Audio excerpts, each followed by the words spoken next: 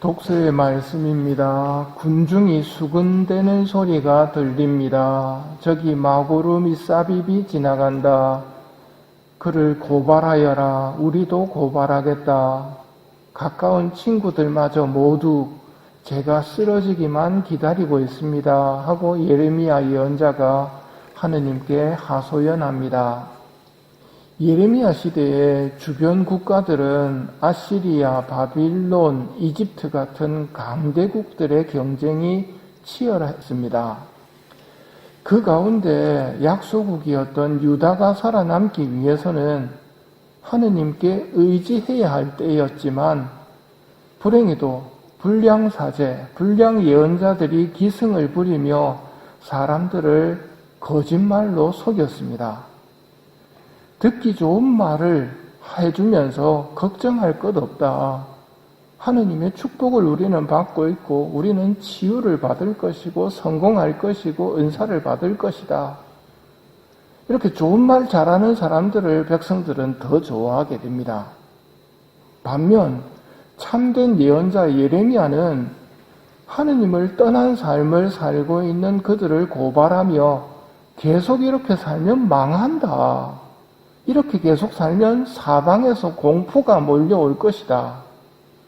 사방에서 공포가, 이게 예레미야가 외쳤던 말입니다. 마고르 미사빕이 사방에서 공포가 라는 뜻입니다.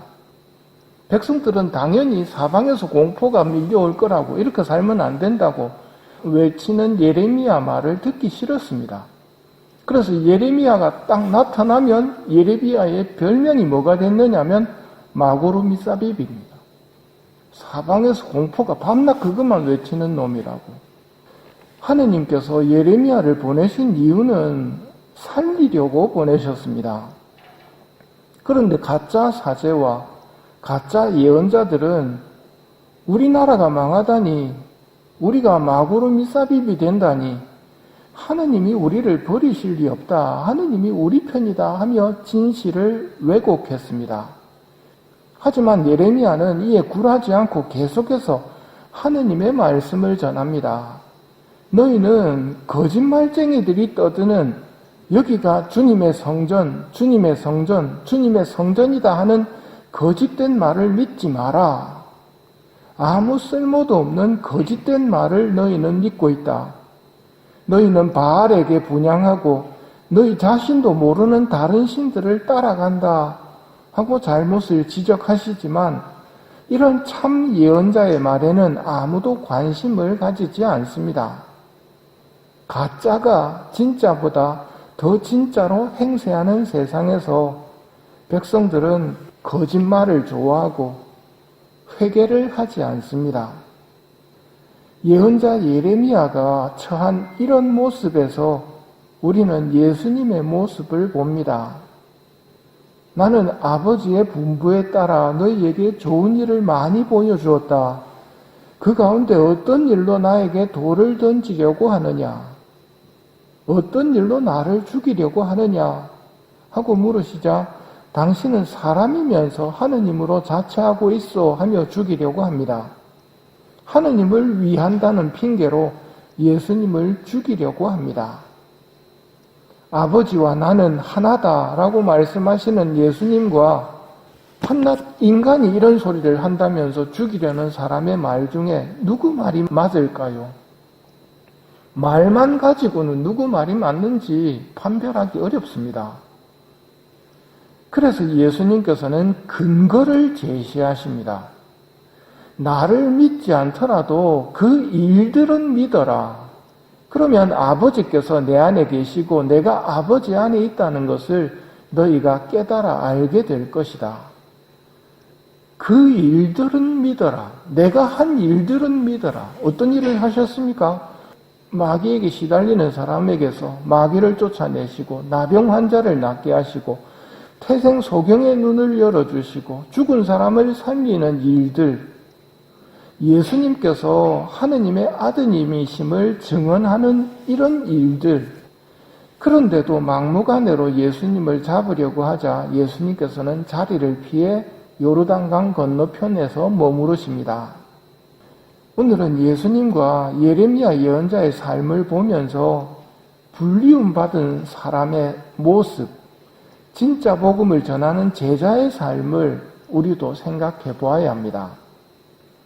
예수님께서 제자들을 파견하시며 말씀하셨습니다.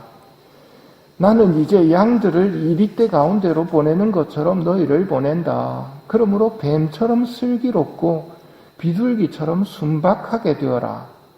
사람들을 조심하여라. 그들이 너희를 의회에 넘기고 회당에서 채찍질할 것이다. 그리고 너희는 내 이름 때문에 모든 사람에게 미움을 받을 것이다. 그러나 끝까지 견디는 이는 구원을 받을 것이다. 이게 파견된 사람의 삶입니다. 우리는 미사가 끝날 때마다 파견이 됩니다. 세상으로 파견되는 우리의 삶이 어떨지 바로 이 말씀이 이야기해 줍니다. 내 이름 때문에 모든 사람에게 미움을 받을 것이다. 그러나 끝까지 견디는 이는 구원을 받을 것이다. 사람들의 호감을 사려고 할 것인지 아니면 하느님의 말씀을 들을 것인지 누구를 두려워해야 할지 생각해 보아야 합니다. 육신은 죽여도 영혼은 죽이지 못하는 자들을 두려워하지 마라. 오히려 영혼도 육신도 지옥에서 멸망시킬 수 있는 분을 두려워하여라. 참새 2마리가 한 잎에 팔리지 않느냐. 그러나 그 가운데 한 마리도 너희 아버지 허락 없이는 땅에 떨어지지 않는다. 그분께서는 너희의 머리카락까지 다 세워두셨다. 그러니 누구를 두려워해야 할지 올바른 결정을 내려야 할 것입니다. 참 신앙은 세상을 두려워하거나 사람을 두려워하는 것이 아니라 하느님만을 두려워하는 신앙입니다. 이런 신앙을 청하며 이 미사를 봉헌합시다.